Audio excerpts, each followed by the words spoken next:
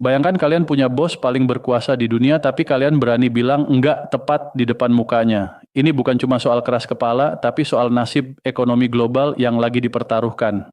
Kenalin Jerome Powell, orang yang bikin Donald Trump darah tinggi karena berani beda prinsip. Banyak yang nanya, lu ngapain sih masih bertahan di kursi Fed? Apa nggak sengaja mau ngehambat politiknya Trump supaya dia nggak dapat mayoritas suara di Dewan? Jawabannya simpel tapi dalam. Powell bertahan justru karena serangan-serangan itu. Padahal sebenarnya dia udah punya rencana matang buat pensiun dan hidup tenang. Tapi situasi malah makin panas. Kalau kita ngomongin warisan atau legacy seorang Jerome Powell, sebenarnya cuma ada dua sisi koin yang kontras banget. Di satu sisi, para pembencinya bakal langsung teriak soal inflasi yang gila-gilaan pas zaman dia. Tapi di sisi lain, pendukungnya bakal bilang, lihat dulu, dia berhasil nurunin inflasi tanpa bikin Amerika masuk ke jurang resesi. Sampai detik ini pun, ramalan buruk soal ekonomi Amerika bakal hancur lebur itu nggak kejadian, malah ekonomi mereka masih tetap ngebut alias humming along. Tapi jujur aja, kata transitory atau inflasi sementara bakal jadi bayang-bayang yang terus ngikutin nama dia selamanya sebagai bentuk kegagalannya ngebaca situasi. Tapi ini bukan cuma soal angka atau data ekonomi, ini soal power, soal adu mekanik kekuasaan. Presiden Amerika itu punya otoritas hampir ke semua lembaga, tapi Powell ini anomali. Dia dorong balik, dia ngelawan dengan cara yang jarang banget berani dilakuin orang lain ke presiden. Uniknya lagi, Powell itu sebenarnya orang awam di dunia ekonomi kalau dibandingin pendahulunya. Dia bukan tipe kutu buku ekonomi yang gelar doktornya berderet dari kampus Ivy League sejak lahir. Dia emang belajar banyak pas jadi gubernur Fed, tapi dia bukan ekonom murni kayak dua bos sebelumnya. Lucunya, sejarah mencatat kalau Obama yang bawa dia ke Fed, tapi Trump lah yang justru angkat dia jadi ketua Fed.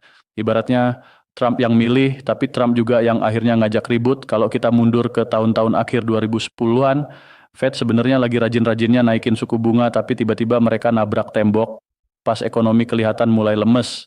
Disinilah pertama kalinya Trump mulai nyerang Fed secara terbuka. Powell benar-benar pusing tujuh keliling nentuin di mana sih titik tengah suku bunga yang pas supaya semua orang senang.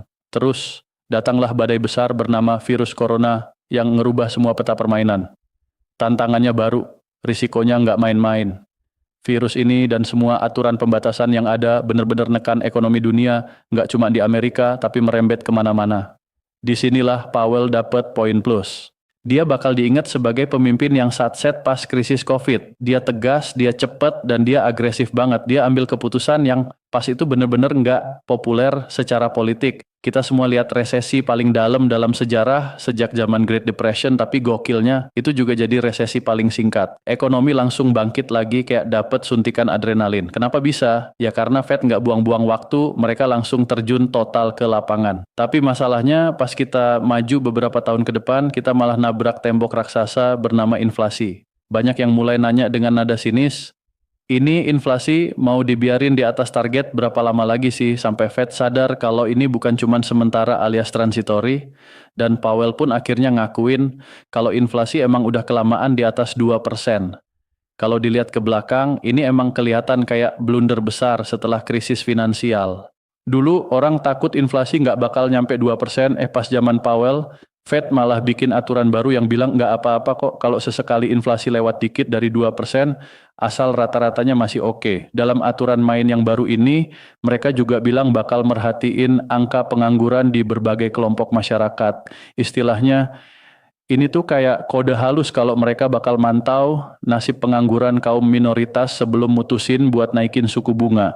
Nah, hal-hal kayak gini yang bikin kritikus Powell bilang kalau dia udah kehilangan fokus dan malah sibuk sama urusan sosial.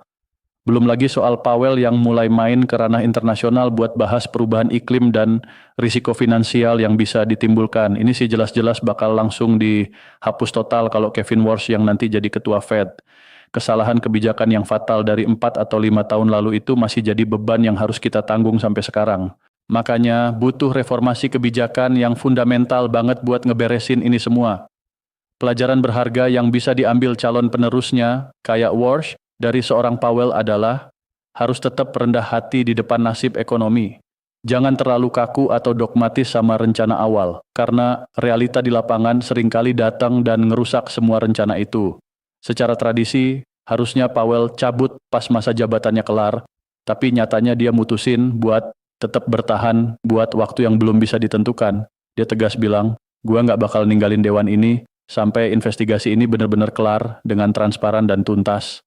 Dan dia benar-benar megang omongannya itu, nggak peduli seberapa kencang angin politik yang mau nerjang dia,